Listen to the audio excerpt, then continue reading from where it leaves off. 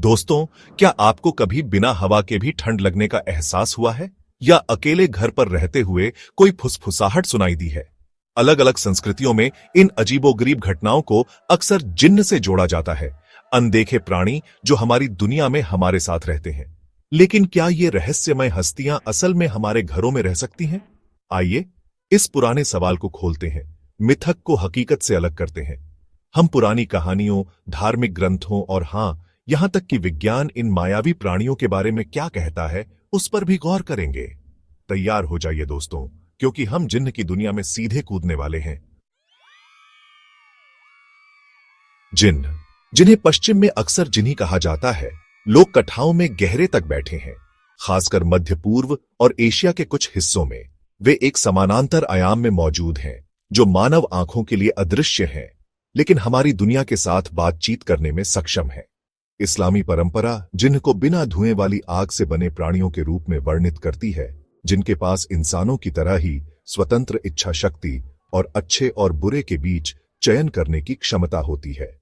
कुछ शरारती बदमाश होते हैं, अन्य परोपकारी संरक्षक होते हैं, और कुछ के बारे में कहा जाता है कि वे सर्वथा द्वेषपूर्ण होते हैं। उनकी उपस्थिति दैनिक जीवन के ताने बाने में बुनी जाती है, जिसमें अवांछित मुठभेड़ों से बचने के लिए अनुष्ठान और सावधानियां बरती जाती हैं। जिन्न की अवधारणा इस्लाम से पहले की है। प्राचीन मेसोपोटामिया के ग्रंथ निर्जीव वस्तुओं में रहने वाली और मानवीय मामलों को प्रभावित करने वाली आत्माओं के बारे में बताते हैं। कुरान, इस्लाम की पवित्र पुस्तक, जिन्न को एक पूरा अध्याय समर्पित करती है, जो इस्लामी ब्रह्मांड विज्ञान में उनके स्थान को और मजबूत करती है। कुरान पैगंबर सुलेमान को भव्य संरचनाओं के निर्माण के लिए जिन्न को आदेश देते हुए वर्णित करता है, और यहां तक कि एक जिन्न प्रतिनिधिमंडल का वर्णन करता है जो पैगंबर मोहम्मद के पास आ रहा है, जो उनके एकेश्वरवाद के संदेश से आकर्षित है। ये कहानियां मनुष्यों और जिन्न के बीच जटिल संबंधों को उजागर करती हैं, उनकी बुद्धिमत्ता, एजेंसी और अच्छाई और बुराई दोनों की क्षमता पर जोर देती है। भाग 4, परछाइयों का विज्ञान, जिन्न के रहस्य से पर्दा उठाना। अब विज्ञान की बात करते हैं। वैज्ञानिक समुदाय, जो अनुभवजन्य साक्ष्यों पर जोर देता है, जिन्न के अस्तित्व के बारे में संशय में रहता है। जिन्न के कारण मानी जाने वाली कई घटनाएं, अचानक शोर, बेचैनी की भावना, यहां तक कि अपने आप हिलती हुई वस्तुएं को अक्सर प्राकृतिक घटनाओं या मनोवैज्ञानिक कारकों द्वारा समझाया जा सकता है। हमारे दिमाग इस तरह से बने हैं कि वो पैटर्न ढूंढते हैं, भले ही कोई पैटर्न हो ही ना, और हमारी इंद्रियों को आसानी से धोखा दिया जा सकता है। फिर भी मानव अनुभव ऐसे रहस्यों से भरा है जिन्हें विज्ञान ने अभी तक पूरी तरह से नहीं सुलझाया है। जिन्न का अस्तित्व ठोस प्रमाणों के अभाव में साजिश और बहस को जन्म देता रहता है। भाग 5, रात में मुठभेड़, जिन्न के साथ मुठभेड़ों के किस्से। वैज्ञानिक प्रमाणों की कमी के बावजूद जिन्न के साथ मुठभेड़ों की कहानियां बनी रहती हैं। भूतिया घरों से जहां वस्तुएं बेवजह हिलती हैं, रात के सन्नाटे में सुनाई देने वाली फुसफुसाहट तक, ये किस्से हमारी रीढ़ की हड्डी में कंपकंपी पैदा करते हैं और हमें अपनी वास्तविकता की सीमाओं पर सवाल उठाने पर मजबूर करते हैं। एक अक्सर सुनाई जाने वाली कहानी में एक परिवार शामिल होता है जो अपने घर में अजीबोगरीब घटनाओं से त्रस्त होता है। वस्तुएं गायब हो जाती और अजीब जगहों पर फिर से प्रकट हो जाती, गलियारों में निराकार आवाजें गूंजती और भय का एहसास हवा में व्याप्त हो जाता। हताश होकर उन्होंने एक धार्मिक विद्वान की मदद मांगी, जिसने कुछ अनुष्ठान करने के बाद दावा किया कि उसने घर को एक शरारती जिन्न से मुक्त कर दिया है।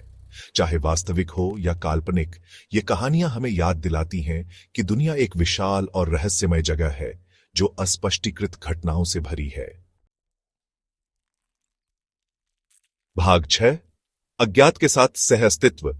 अब सामान्य के साथ शांति ढूंढना। तो क्या जिन्न हमारे घरों में रह सकते हैं? इसका जवाब, मेरे दोस्तों, उतना ही मायावी है जितना कि खुद जिन्न। सांस्कृतिक मान्यताएं इन अनदेखी ताकतों को समझने के लिए एक रूपरेखा प्रदान करती है, जबकि विज्ञान आलोचनात्मक सोच और संदेह को प्रोत्साहित करता है। अंततः विश्वास करने का चुनाव प्रत्येक व्यक्ति पर निर्भर करता है। अज्ञात से डरने के बजाय शायद हम इसे जिज्ञासा और सम्मान के साथ देख सकते हैं। आखिरकार दुनिया अभी तक खोजी जाने वाली अजूबों से भरी है और अनदेखे पड़ोसियों की संभावना, जबकि कुछ के लिए परेशान करने वाली है, हमारे अस्तित्व में साजिश की एक परत जोड़ती है। भाग 7। हमारे पीछे की फुसफुसाहट पर एक अंतिम शब्द। जैसे जैसे हम इस दुनिया में आगे बढ़ते हैं, यह याद रखना महत्वपूर्ण है कि ब्रह्मांड के बारे में हमारी समझ लगातार विकसित हो रही है।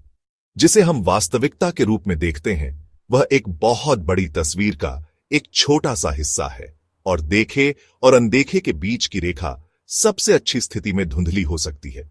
इसलिए अगली बार जब आपको अपनी रीढ़ में ठंडक महसूस हो या सन्नाटे में कोई फुसफुसाहट सुनाई दे, तो संभावनाओं पर विचार करने के लिए कुछ समय निकालें। यह एक हवा के झोंके या आपकी कल्पना के खेल से ज्यादा कुछ नहीं हो सकता है, या हो सकता है यह एक सूक्ष्म अनुस्मारक है कि हम इस दुनिया को अपनी समझ से परे ताकतों के साथ साझा करते हैं। ऐसी ताकतें जो हमें मोहित और रहस्यमय बनाती रहती हैं। दुनिया, मेरे दोस्तों, एक अजीब और अद्भुत जगह है जो सुलझने की प्रतीक्षा में रहस्यों से भरी है।